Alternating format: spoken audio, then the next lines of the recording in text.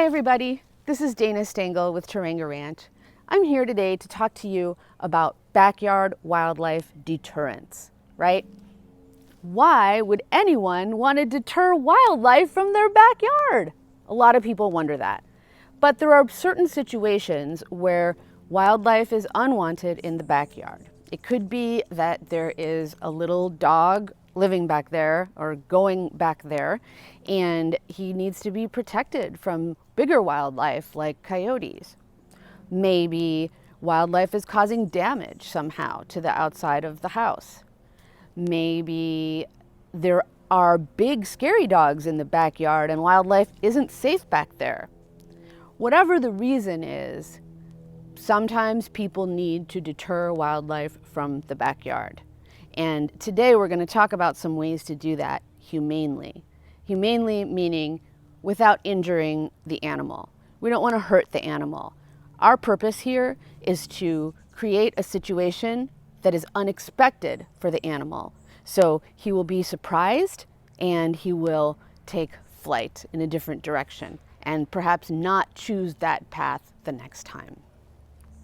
So the first thing, before we even talk about deterrence, we have to talk about why is the wildlife in the backyard, right? What's he there for? Is it dark? Is it quiet? Are there fruit trees? Maybe there's a pond or a water source. Maybe someone is feeding a different animal and there's remnants of that food out there that wildlife would like to pick up. So first we need to look at why the wildlife is coming to the backyard. Maybe the backyard isn't the destination. Maybe the backyard is just a thoroughfare to get somewhere else, but it's causing a problem for a different reason, right? So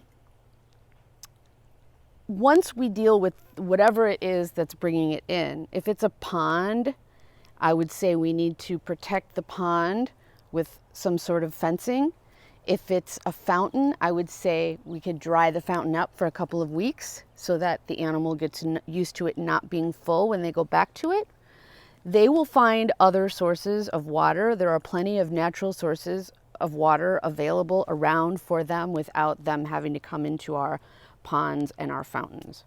And if we're feeding wildlife in the backyard, of course, I'm going to recommend that we stop doing that for a little while. But know that every time there is food out there, wildlife will want to come in. So once you've dealt with the attractants, you've got some tools that you can use in the backyard. The first one is a motion sensing sprinkler. There's a variety of these available online or at your local hardware store, big box store, whatever. You can look for the ratings, you can look for the price that you like. They're similar. What they are is battery operated and they attach to a hose and they are motion sensing. So when the animal passes, you get the spray of water. Obviously, you want to do this when your pets are already in for the night because they'll get sprayed too. It doesn't differentiate. Another tool you can use for the backyard is lighting. This is just one example. A lot of people use motion sensing lighting that's attached to the eaves. Depending on where you need the light, depends on what kind of light you're going to use. But if you need to get into a smaller place or a place that doesn't have electricity, you can use something as basic as this. And you can use it in a variety of ways. You can have the motion sensing, that might be enough. If it isn't enough, you might talk to your neighbors and say, hey neighbors, I need to leave this light on all night for about 2 weeks. I hope that's going to be okay with you, and then leave it on for 2 weeks. Once you've created a situation that every time they check back, it's not fun anymore, they're going to stop coming back that way. So then you've got noise, right? Again, why are they there? It's probably quiet. What if we turn it into a disco, right? This doesn't have to be as loud as would bother people, just loud enough that wildlife would not want to go near where it is. And obviously not loud. If you're going to leave it on for days at a time, you really don't want it to be too loud. But this is great, and obviously it's cheap and it's portable. This is one of my favorite tools. I can use scent.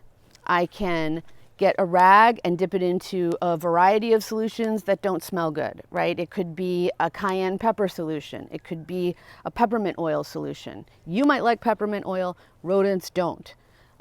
You can use an ammonia water solution, right? And now you've got a stinky area.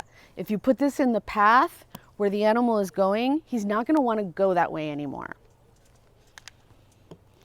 Now, if you're at the house and you're like, oh gosh, I see that thing in the backyard and I want to go, I want to get it, I'm scared, maybe you need a tool, right?